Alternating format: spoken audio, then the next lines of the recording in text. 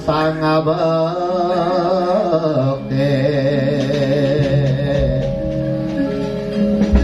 winengku saku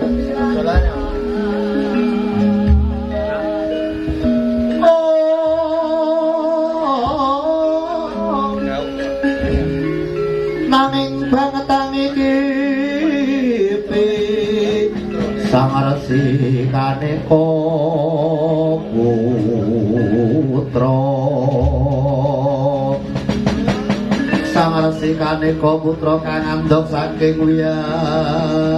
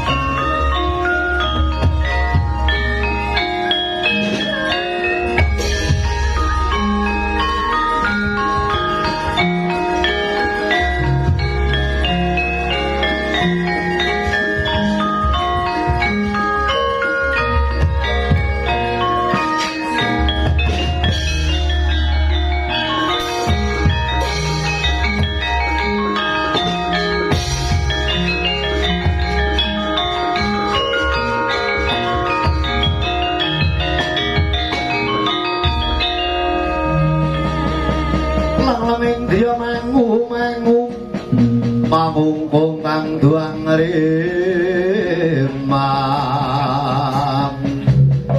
lelena tanapa kandhen yen tantulusa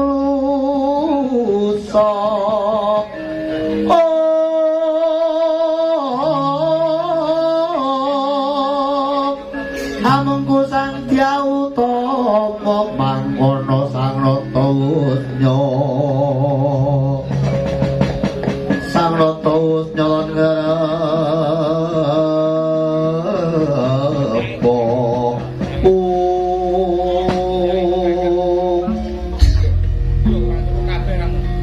garwaku kang banget ndak tresnani Durapadi wong ayu pepujaning pun kakang teka pagine ya kowe tekana ing sanggar palanggatan kanthi apang waspa teka kowe sedheku ana ing pangkoning pun kakang Baya matura yayo napa Drupadi duh sinuwun simat punden kula paduka sesembahan kula gurake kula gurnadi kula wonten ing madya padha ngantos dumuginipun delan duh sinuwun paduka menika sipatipun Nalendra ingkang berbudi bawa laksana katite paduka Nalendra ingkang sampun kondhang kalau kengrat andunungan Trulitira Seta sinuwun nanging paduka menapa mboten ngedhateng pocapanipun para Pandhawa duh sinuwun pocapaning para Pandhawa kang kaya ngapa Drupadi paduka menapa mboten inget Pandhawa menika tiga sak palangan mulya siji kabeh padha nyami mukti siji kabeh padha ndunungi mati siji kabeh padha mbelani sinuwun nanging katite menika namung kandhek wonten ing pocapan boten dumugi wonten ing manak ingkang saklangkung wening katite paduka menika sipatipun Nalendra ingkang agung Nalendra ingkang berbudi bawa laksana nanging paduka pun nanggadhahi raos ingkang karekat dosinuwun jimat punden kula katite paduka mboten anggra ngrumaosi bilih pendha menika tiga sak karangan Yek tondo yektinipun Paduka mboten sabil pejah dhateng ingkang para kadang. Paduka mboten ngengeti dhateng inggih punika pelabuhanipun kadang Paduka Raden Bratasena sinuwun Raden Bratasena babak wana mertani sasampunipun dados kraton Ngendraprasta namung dipun pasrahaken Paduka ingkang kinarya dados Nalendra Agung wonten negari Ngamarta sinuwun ananging Paduka sawanasipun para kadang Paduka dipun banjut dening Jawata Paduka teka kendel jregret wonten ing praja negari Ngamarta mendah wonten pundi dununging Prabu Puntadewa sinuwun.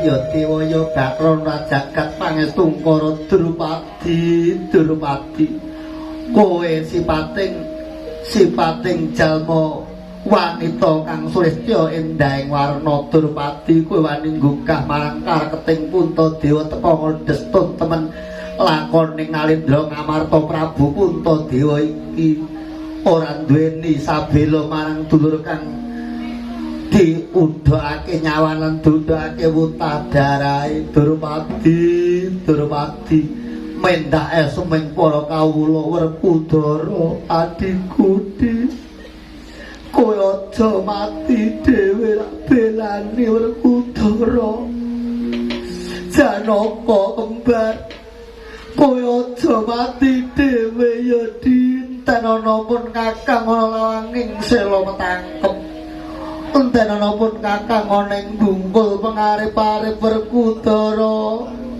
Janaka aku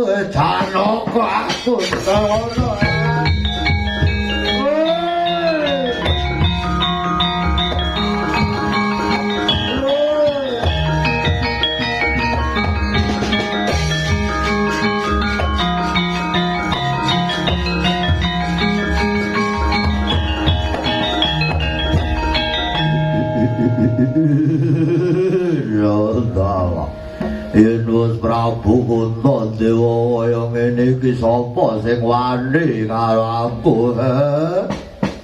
aku ora nrimake sedulurku binaduting dewa aku Nalendra kang kuthuk Nalendra kang ula-ula ora kaya aku nanging kadung aku dadi buta samene gedene sapa sing bisa nandingi dewa lha kaiwangan yen ora para dewa ora gelem balekake aku tak sungsang bono malih Drupadi garwaning pun kakang yai kene nimal tak gendong tak ende tak lebake ning kantong arupa Drupadi ayo sabelo pati karo Werkudara Janaka kembar Drupadi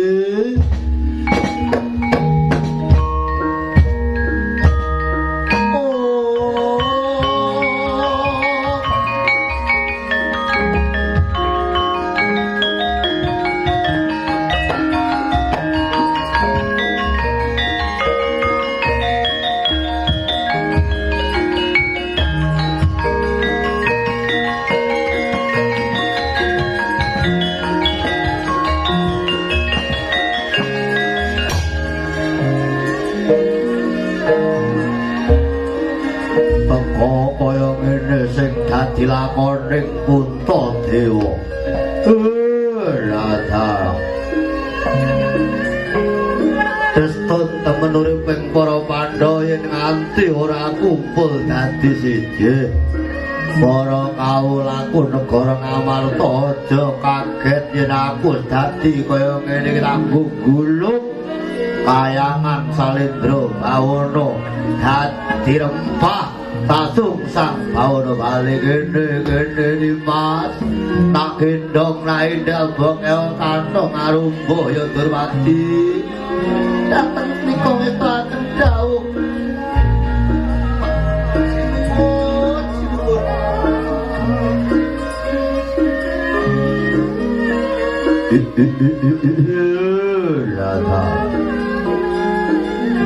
Para dewa balekno adikku ra balekake tak dadekake jlantak wong kayawangan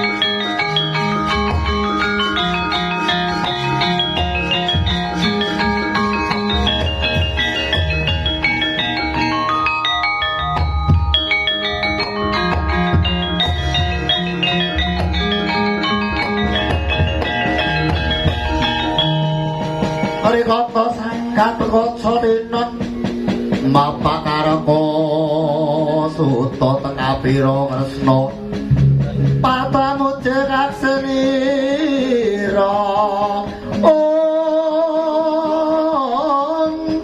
Mayayandong Cinawi Mringkayandong Cinawi Mringyayandong Cinawi Yo cakat yo dewa yo Bathara cakat pangestu para iki ana Bathara gunung gedhene wani bathok marang waku munta Dewaja aling-aling ning aku jenengmu sapa kowe Buta Radha kowe jenengmu Gatotkaca kowe ngerti karo jenengku kowe wani bathok karo Prabu Puntadewa balekno aku aja mok pangan lakon dibeng lakon pecah dadawa maju tak tibane bapak sumjur siramu mati dening Nalendra Pringgonane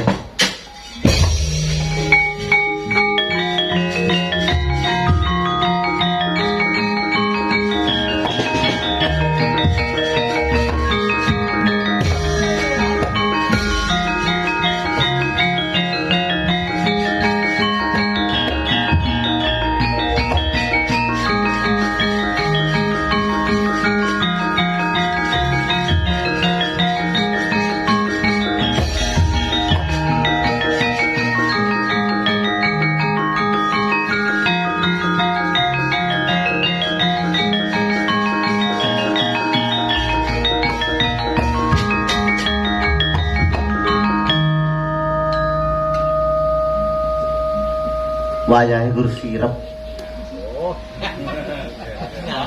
Nah aku ora pangling. Kakak kowe kok lemes kabeh iki nyapa? Kowe ora ngerti sing kok dulu mula nek dulu kuwi aja mung sangka panduluning lumrah ning nganggo batin aja mung panduluning lahir ning nganggo panduluning batin Kang Gatut. Piye di? Lah kowe kok beda karo Antasena. Kowe nang bocah ola lundukal kewarisan. Tak dudohke wong akeh. Iki engko nek tak dudohke wong akeh sampean kebuka wadine saiki ora nganti ngenteni kubar gara-gara wayange bar. Bocah ora cetha. Lah dalah nyembah. kudune nyembah adikku di adikku Antasena Kakang Antarja sing piye Wa Prabu Puntadewa dibathok karo butenge aja ngawur Wa Prabu Puntadewa kuwi ora dipangan buta Kang ning kowe kudu ngerti nyawanga karo dreking batin ala tanpa rupa kowe kuwi isih putuning dewa ya ki putuning Sang Prabu putuning Pukulun Ananta Boga masa kowe ora ngerti Kanggo apa ya lha dalam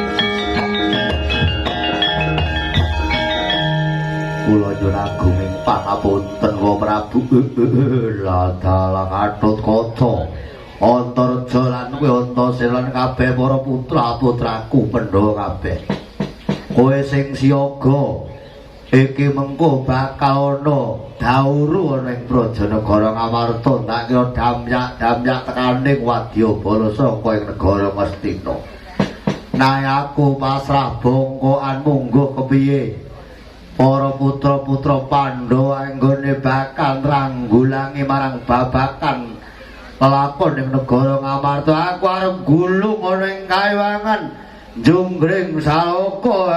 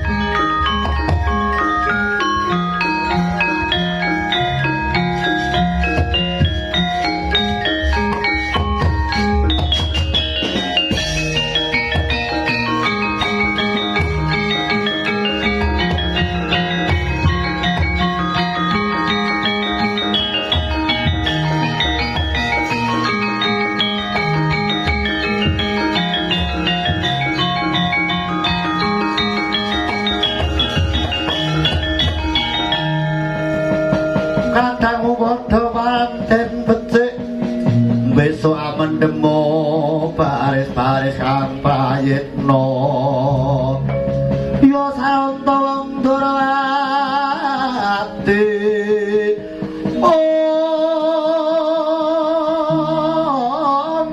tumpes merga iku pamawaing Pandhawa tumpes niku marga pamawaing Pandhawa Sang Bisma ing nekataning dosa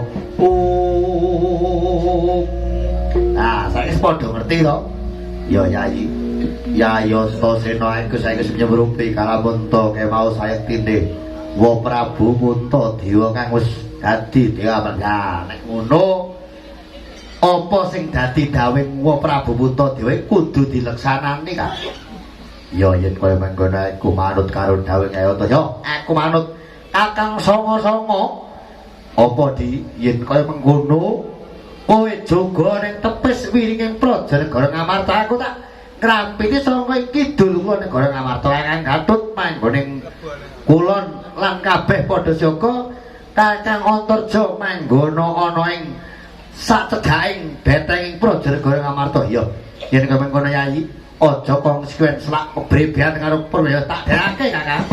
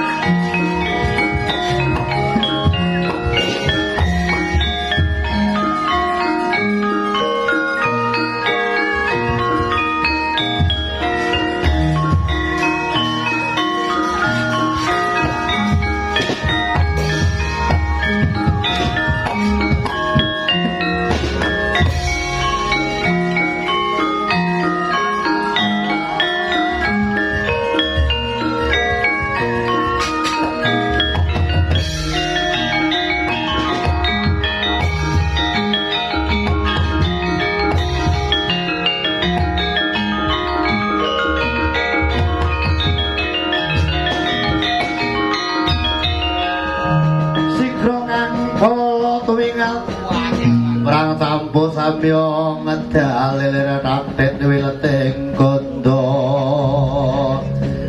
benjang sarai wicil latinga ngedalius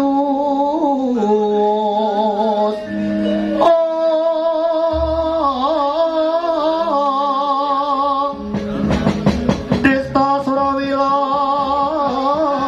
kaya buta singa wrakil pasti conggo dendanyo mangambak boyo ing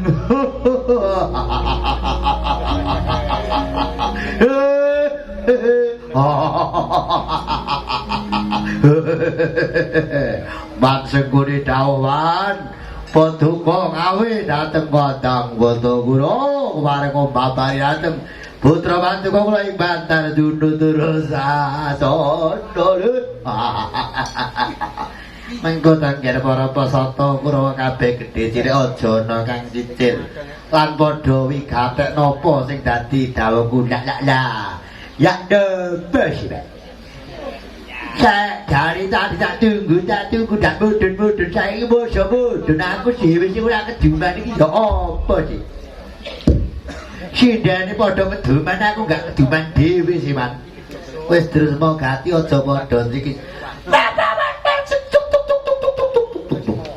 iki piye kalau ngomong iki piye kuwi piye arep ngomong kok ora cetha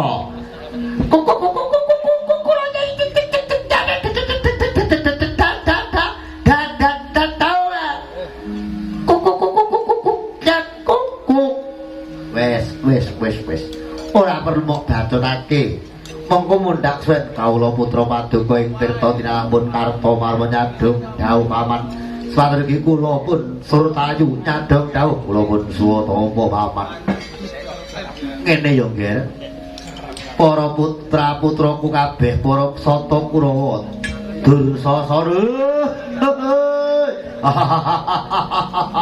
dawuh wan aja padha kesuwen wektune selak wengi lho mumpung iki aku nampa dawuh anak Prabu Duryudana kalamun to Pandhawa iki komplang merga wis binanjuting dewa sanga pokal gawe ning anak Prabu Duryudana ing kono nyuwun senjata pitulungane karo Hyang Batari Permudi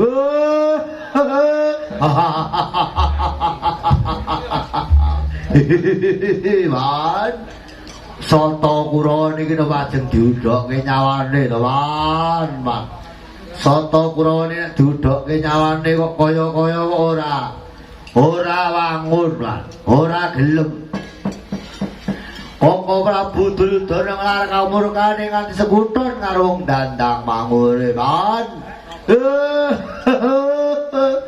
ngono mangke mungkin sampun piye mani entek wadya balane Ngastina mati kabeh dadi balaning Sata Kurawa ya dadi balaning Hyang Batari Permudi man mbok nggih man kula Dursasana ora ndadak kokean trigis dina iki mumpung suwe awake dhewe cedhak ana ing sak cedhaking kraton Ngamarta enggal gegebaka enggal tumpesen para wadya bala Ngamarta sing ora gelem ora nyarujuki marang kareping anak Prabu Duryudana kang yen ora nglilani kudu digebak Dursasana saban menawa mboten ngerti Pak bener Pandhawa niku mboten enten ning anak-anake Pandhawa niku ora wong baen-baen lho Pak anake wong Pandhawa niku mboten wong sasake anake wong Pandhawa anake para Pandhawa niku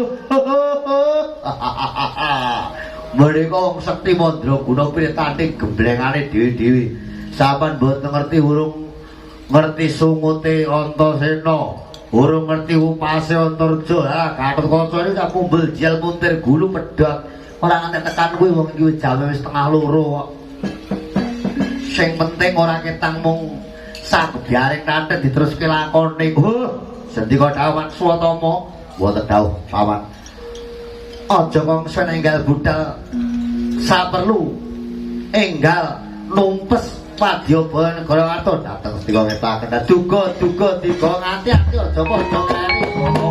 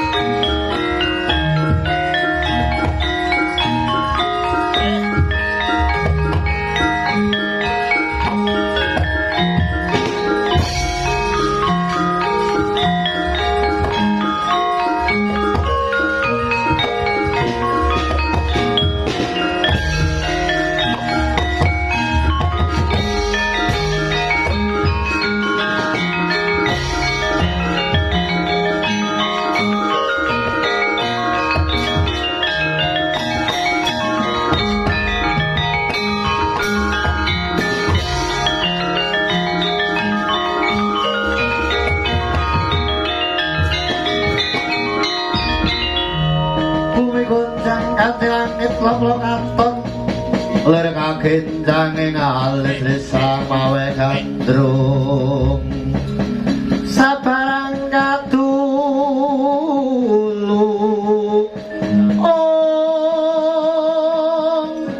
muka maye saking tias baliwur lumare sanggan durung durung senggon kulmaku saka ing negara Ngastina saka ing cedhake tapel sing kraton Ngawarta iki ana pawongan kang urip apa cepeprek sisih brengose sak kepel sisih gombale sapa iki lekno mripatmu wengakno panca indriyamu lan jembrengen gobok maku jangkar karo kowe jiwa swatama. Wah, kowe sapa? Putraning Rama Setyaki, aku iki Raden Songo. Wah, lah dalah.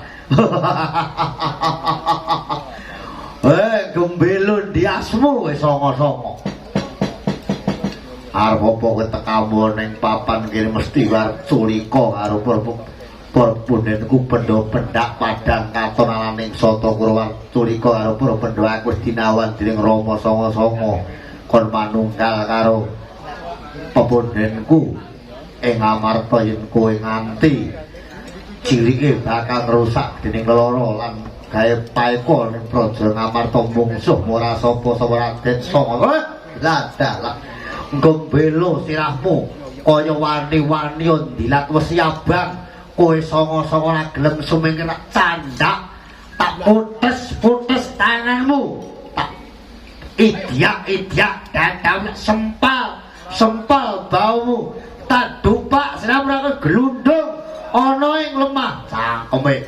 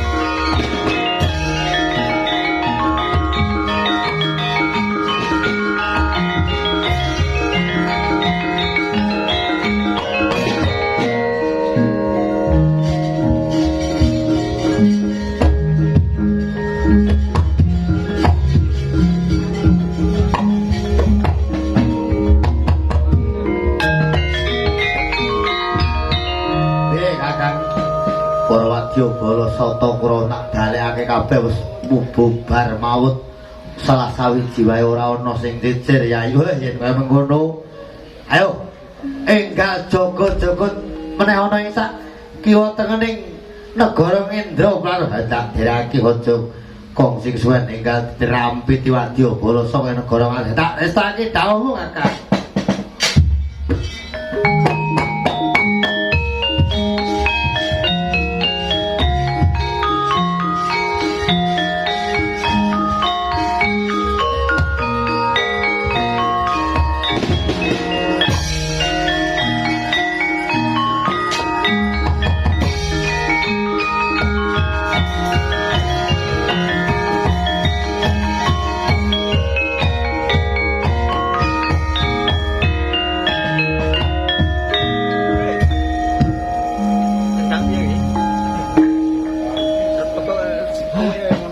Ayune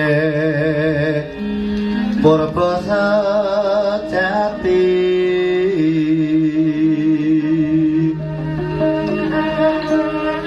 pangira jagat kembang kinaya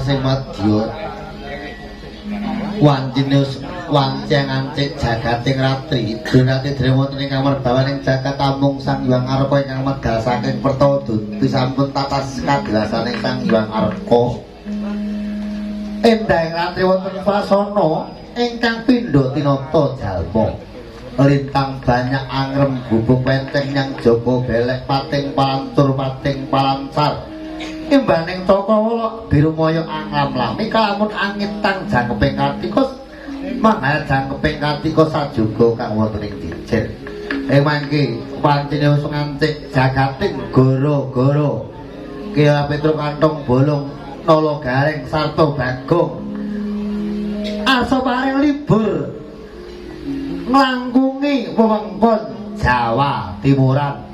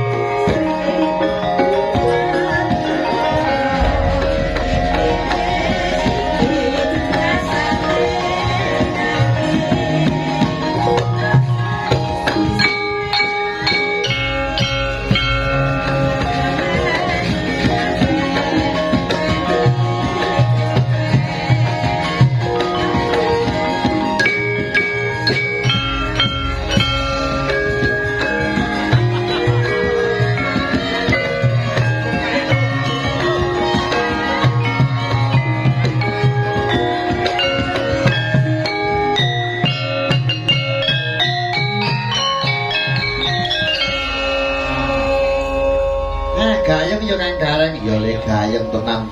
Ora ketang awake dhewe ora iso nyabetke kridaning wayang ora apa-apa ben dipaida panjak-panjak. Mosok Bene sing ngedram nang rekoso ruduan. Ya ora apa-apa. Sing baku rak payu ora ketang piye-piye nyatane 3 sasi tanggapan ping 30 nulisan. Arep pinter nek ora payu percuma. Nah ngono lho, penting rak payu. tanggapane lho adoh-adoh. Tanggapane ada-adoh ning lete. Gange. Tanggapane bar kok watu krucuk ora ketang kliren ya. Aja ngomong kuwi ae. Seneni Mbah Jayus. Sing wis ya wis sing urung kuwi jayus kira cukup yo sawang meneh.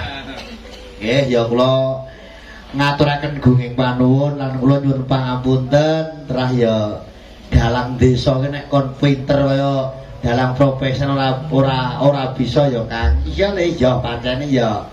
Kaya ngene iki kridane si Budi ki wong gane nyekel palu kok nek gawe gong saiki kon kalah karo guruku gak. Malah Oh, ora siu tau nek kon kambiyen aku nutuk arep belang yo gawe gamelan. Nek jujang ora mlenyok-mlenyok saiki kaya ngono kuwi gamelanku halus tak gunggung dhewe. Ana pengucap-ucap taruna ngungkuli bapa. Aja sombong ora ya iki guyon.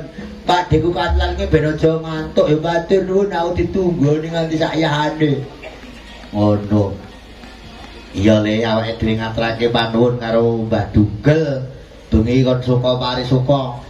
Iya le ya sing penting jarene kakung. Sing penting dibakake nggone ngruwat ngono.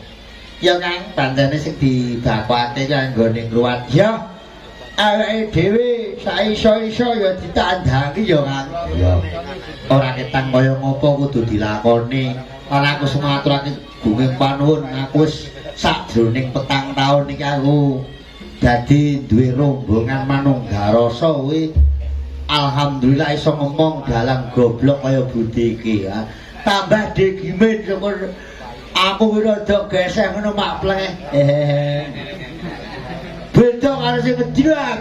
Sing ngedram nek kleru ngotek ora genah-genah barang didrami. Ngono lho. Nek disukir aku apal oleh. Nek tatane disukir syukur kene blogong ngono paling gur noleh nyamburi karo krekot ngono. lah wong yo wae lho tangguhe arek yo. Tangguhe angel. Wis dar urung sida mangkat. Lah anu sikile wayang iki teteke yo keplese barang kok. Ora apa-apa lho.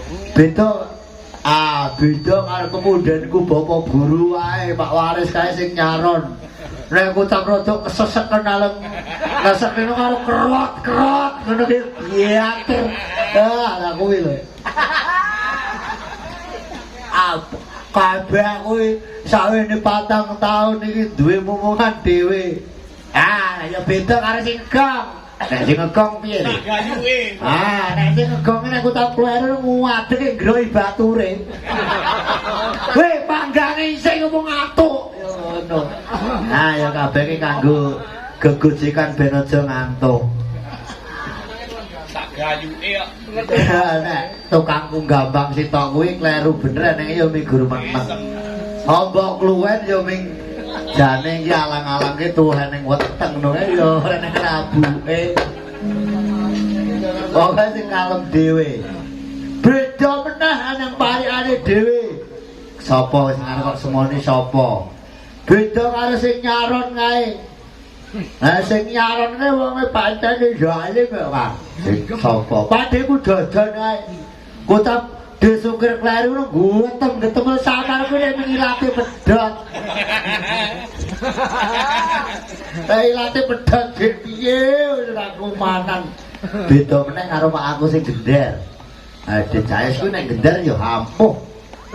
Parikane ampuhe piye? Nek kucap wis ora kesuwen ora digawe wedang kopi ngono kok nggih grimsingane nyemplung nang alas limo dadi dalange ya bingung karo nanggui. Ya iya dereke omonge nek kucap wis ngantuk ngono kaya gebyoki sawah kok. Ya, ngene Kang. Ya le sing kepiye? Awake dhewe iki ngaturake gunging panuwun aja mok lok-lokke engko nek kapok nabu awake dhewe ra dirumbungan. Rombongane bubar. Niki kowe sapa lagi? Lah iya nek nganti kapok ra nabi iki ora dirumbungan. Mergo manunggal rasa ki wis hidup semati karo Petro. Ngono. Nek hidupe iya nek matine aja. Ora aku ki yo kadang-kadang yo gregeten kok. Gregeten piye? Wong ditukokne seragam anyar-anyar kuwi pariyane sing demung kuwi lho. Tukokne seragam anyar-anyar jari anyar klambine ngene basa anyar kok dinggo nang alas deblok kene ora wong kuat to kowe. Wong deblok kok blakon nganggo beskap arep tanggapan nanti wong. Alah aku kula niki gajeng tanggapan teng ngeten niku teng Saben tanggapan tukang demung kok sangune pacul apa ya eneng. Oh kabeh marane dhewe. Lah beskap sial. Oh beskap tinggi di blok apa ya eneng. Beskap sial tinggo pisan ora bayaran ya. Lah iya. Mulane ngono kuwi kudu disyukuri awur budi urung tau ora bayar ora ketang dibayar separo. Ngono. Lah iya to. Wong pada beskap tanggapan pisan terus bubar itu bare kok ngoyo. Ya tinggi di blok beda karo kakek. Duwe beskap ditukane beskap anyar-anyar ya tinggi bengkel sengane basa blundraoli aku ora nggo seragamku blundraoli lah tinggi bengkel eneng kan iki ya yoga anu lho iki yoga profesional sekolahe nang isi Jogja ning ya lucu duwe seragam anyar beskapan tapian nganggo blangkon jane tanggapan yang bangun sari nang gone wak gatas ngono karo jebulane lah kok mulih nggawa suket duwe sapine akeh. Lah ngarep mikul suket nganggo beskap nganggo blangkon. Sapa kang kita lho Mas Wisnu. Mulane cele kandhang wacitan dari sekolah bareng nganggo blangkon nganggar keris kuwi ngarit. Arite dieklek, kerise dianggal ya mending. Ya. Ya ngono kuwi jenenge wong profesional yoga. Ora kok profesional ki ora saking wis suwi ora payu beskape gapuk. Jari. Ono lho, jarike suwek kabeh. Matur nuwun.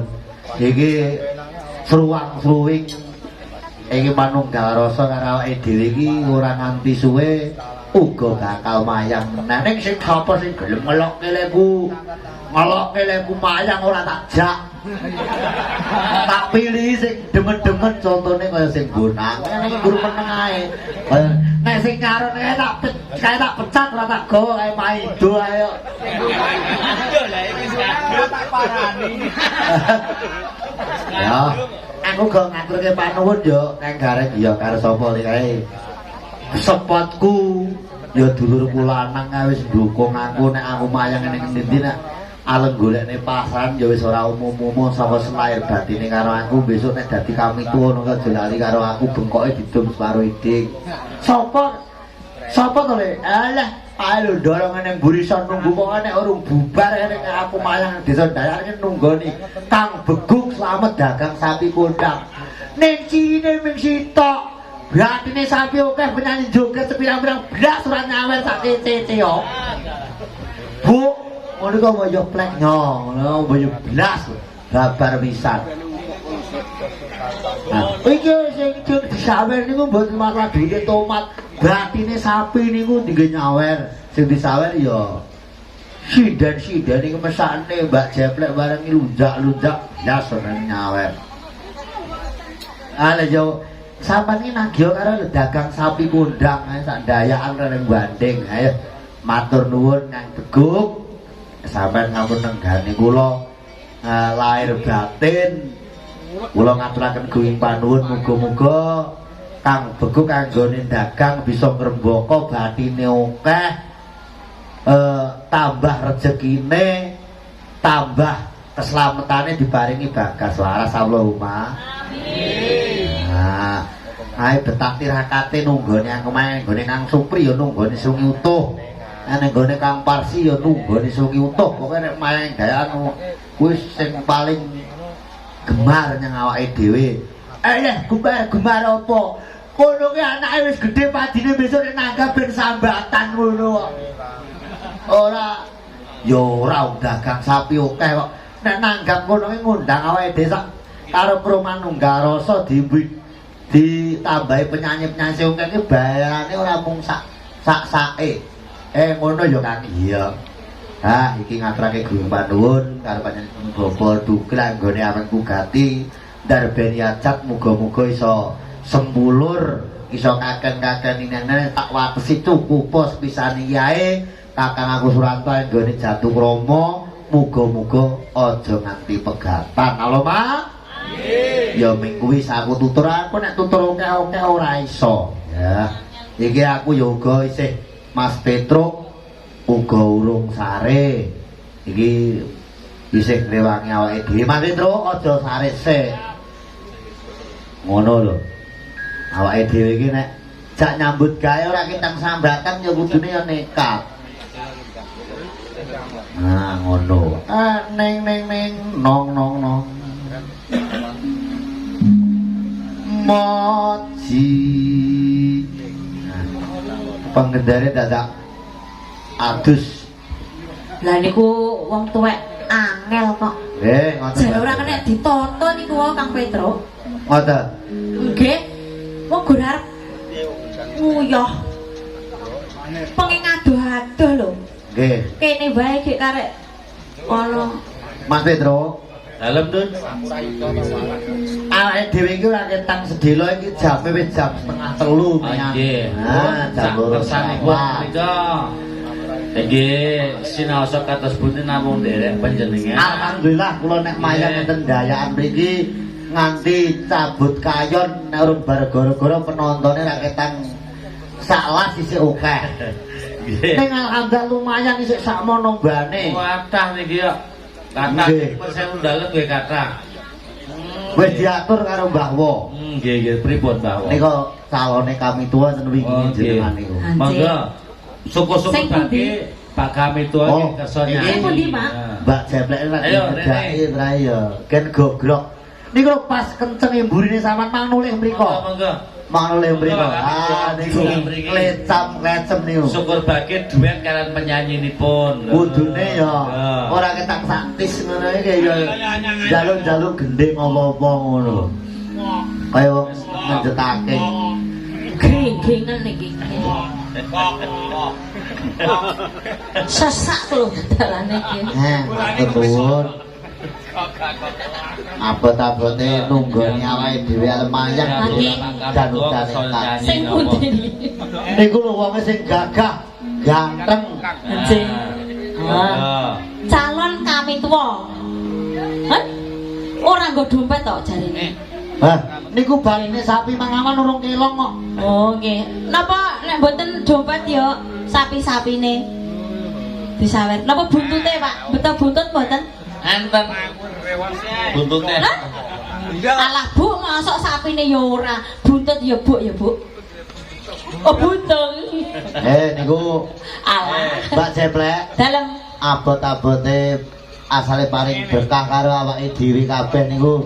Direwangi udan-udan niku daleme Kang Slamet Beguk niku kalih griya kula niku sing dhuwur meneh sasore Bangun Sari perbangsan karo Kabupaten Pacitan. Niku udan-udan nekat direwangi wewungon wonten mriki bot-boten ndukung karo Canik Limbo. Aku ora payu disemangati wis to. Langsung penting kowe iki syukur murah-murah ya payu. Murah. Nek golek job murah kowe gelem ora. Niku Calon digoleki melih kok. Lah niki pun asal sak nggon iki Kang Slamet niku wis nanggap dalan ora apik-apik sing penting asepe lho. Nek mati. Kowe Kang Slamet omongane sekecap digugungu wong. gur asep lho. Gur asep tok. Niku pengaruhe hidabul. Niki anu Mbak Jeplek. Dalem Sampan tangleti niku nyuwun gending napa ora nyawer ora apa-apa di kon ngungon kuwi wis alhamdulillah. nggih. Pak nyuwun gendeng napa? Jam 12. Oh, jam 12. Serampat. Serampat jam 12. Jadwalake bareng ger-ger rampung Jam 12. Nggih. Serampat. Aku Jam anu 12. Mas Pedro. Dalem Nun. Kula nggih ngaturaken Matur nuwun. Nggih. Ae. Celetret. Kaya ngono kuwi lho. Gusti Allah. Masamu piye? Ya apa Sida iki? ledun. Sindene Iki ta. jane iki sikil kurget Siji, ta ya. loro, telu, papat, lima, enam, pitu. Nek ditung 15 iki kurang 2000 sik. Dadine Ya jam 15 kaya. nek 20 berarti niki wong Pira? pitu. Kirang kawan dosa melih, Pak. Berarti genep 20. Iki ditung pitu ta. Kira 20 rak ming wong 5. Sampeyan ora njaluk ikhlas. Aku ora rasa aku. Tenane. Alah tenan ki lho, iki wong pitu ki nek ditung 20 Anjir. ae. Ki mung kejebar wong 5. Kirang Kapan dosa melih wonten, Pak? Pripun, Pak? Nek sampean nyoto dagelan sing paling kendel. Pripun? Pripun? Mang Tedhi nika nek anu Mang Tedhi sing nika sing piantun sepuh lambine batik eneng Oh. burison. Wah kuwi gogrokan lho. Sing nyuwun serampat. Sisi Kang Slamet Bego. Sing ngangge celana ijo niki. Ah senes. Ah nggih. Niki. Ah, ya kuwi. Oh, Ah. Cik. Wong ming karek kurang 40 kok. Nggih niki namung kirang kawan dosa, Pak Dik. Nggih. Jenengan namung ngebaki mawon niki. Monggo cilik-cilikan. Ge lagune mengke Cik. piyambake ngesaken serampat. Nggih ta? Jenengan selampat. Nguk. Mrene iki jane tanggapan apa Oke. kemis. Ah, oh nyat. Ya ora nyet kudu telaten kok ya piye ta. Anjir jarene kon nglakoni dhisik. Dipun lakeni rumiyin. Dipun lampahi. Hah? Oh, mboten. Anjir. Dipun lampahi. Nggih. Niku Mbah Sukiman niku ketoke gagah niku mboten kok ajeng maringi dhuwit niku mboten. Pripun? Kukur-kukur. Oke. Lah kan gayane mriki nganggo di niku napa jenenge? Kaya pitik niki lho, metu 100. Lah niki kukur-kukur nguk ngono iki. Mbok menawa metu 200. Cek. Kula ya matur nuwun kalih Pak Sumari niku nggih sampun Pak dukung Sumari. kula. Niki ngajenge Mbak Jeblek niku. Oh. Niki Pak Sumari. Nggih, dukung kula kala wingi. Mak Klecem. Tene niku Nggih. niki mungkin mboten sare sing ngopen. Mboten niku. sare lah ampun mari. Nggih, mboten sate lho, Dek. Mari kan mlakune Nggih. ngeten iki. Niku sing ngopeni panjak niku. Nggih, niki sing pundi riyen? Ha niku Pak ngeten Sumari. Mbak Jeblek, Dalem. Mbak Tuano Pak Sumari niku nggih yoga. Wah. Niku anu niku potolane yoga laras ngumandang riyin. Oh, dadi wis ra tau main lah wis potol ngono. Ya Allah. Potolane lho semene. Nggih, utuhe sepira? Riyin jaman riyin menika ingkang Pak Sumari niku jaman laras ngumandang tasih genep niku ceklane kenong lemut. Oh, Jane potoklane kenang wis potol lho Mas, wis Nggih. rapusip. Niku suarane ya pung ya jos to bikin bawa. Monggo Bawa, badhe Mas bawa Wali, napa? bawa. Tresna suci ya kenek, Monggo. gubuk asmara ya matuk, pokoke kudu bawa. pripun, Pak? Pokoke ora Bawa, ketak serak-serak kudu berkahi. Kok ngono. Sithik Kok mawon. ngono wae, kok ngono wae nganggo mic monggo Pak Ri. Oh Nggih, nek wakil 50. Nggih, niki wau namung ibu 40. Jenengan wakil Aja sembrono lho, Cok. 50. Aja sembrono lho, Cok. Iki ketoke kono suwung ning ngarepku tak engko sik kebiyak iku Bondo Sari. Ah, iya. Sedulure Pak Dugel sing saka Tulung Agung saka Prati sing Nggih. pol. Oh, Pak De, mriki. Mriki. Wah, jan niki kotakane mriki, Pak. Niki kotakane mriki. Alhamdulillah, ya Allah. Nggih, kok jenengan yo ngerti bolongan to? Ya Allah, nggih, 100.000. Pak sinten niki? Wah, niki Pak Dugan to. Pak Dugan. Bose panjang wajan. Ya Allah, lah ngerti yo ganteng lho Mbah. No. Mas Petro. Iki jane ning sinden kemerjot ning isin. Nek ning sinden kemerjot pengen koyo Mbak Jeplek ngono kuwi isin. Lah, Sinten Cobi? sinten? Nika lho sing manggone Mboten niku lho sing nyetel kipas niku lho sing Wah, dhewe. niku jane ya kepengin Itu jane keperjuang. Sing panjenengan kuwi kudu ya maringi wedal ke jumeneng kok ya. Lah nek takon jumeneng aku ya ora wani wong iki ning gone dulure IP kok. Oh, alah, ya wis sementara iki didadekne kene kowe wae ya. Ngono. Oh, mana? Ya, Mbah Dukel nyuwun apa, Mbah Dukel? Ah, nyuwun ini. Ya Allah, gemes aku, gemes. Mbah Dukel nyuwun apa? Aja seru-seru tak Google malah. Suarane penonton sing kebak nang mburi. Pripun? Kursi mburi Mas bak. Broto. Nggih, Mas Broto bagus dhewe. Oh. Anak ganteng dhewe.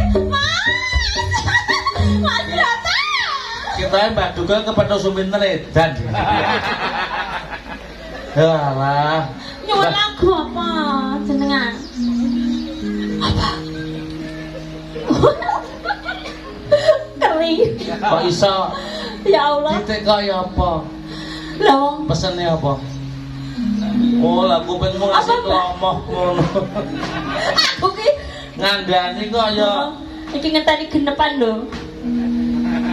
Apa, Mbak? Kang Beku wis todon 100, Mbak Heeh. Beku wis 100. Nggih. terus Mbak Walang Semari 100 wis 400 iki. Pak Ayu engko 250. Nek jom pitenah kowe lho ya. Heeh. Lah aku sing tak ngono mbok ya apa? Lho. Iki lho kok, 200 lho. 200 kok dadi 200. to. Batu Kiman wis gogrok urung. Alah, Sing derek. lor dhewe kuwi ya tekono Mbak Jeblay. Batu Kiman lambene bate. Nah, Mbah, Ratu Kiman. ketoke ora matokan no. Ayo genah Mbah sarungan. jenengan. Ya. Lah kok sarungan iki nganggo dhuwit iki mesti. Nah? Oh, mboten duwe dhuwit. Wong kok jujur. Boyo ditikeni omah ngono rek arek kae kok ya. Nggih mboten napa-napa, Mbah wong wis tuwek ya dipaksa ya mesake. Nggih. Niki lah Serampat, Rapat, salajengipun bualas. 12. Terus napa melih kayak sing Mbah Google wae ngesaken apa Mbah Google? Malang monggo dirasarane riyen. Ya. Monggo. Nggih. Iki arep ngesake lagu apa sisan iki? Lah kuwi bapak aku sing bayari kowe ya. Kowe kok sembrono lho ya. Lah bopong nek aku nak abot nek ngono kok. Kaya jebulane. Nek ya ini terane ngono kuwi ya bodho ater-ater. Iya. Guak rono iki. Langsung dipun aturaken wiwit saking Malang.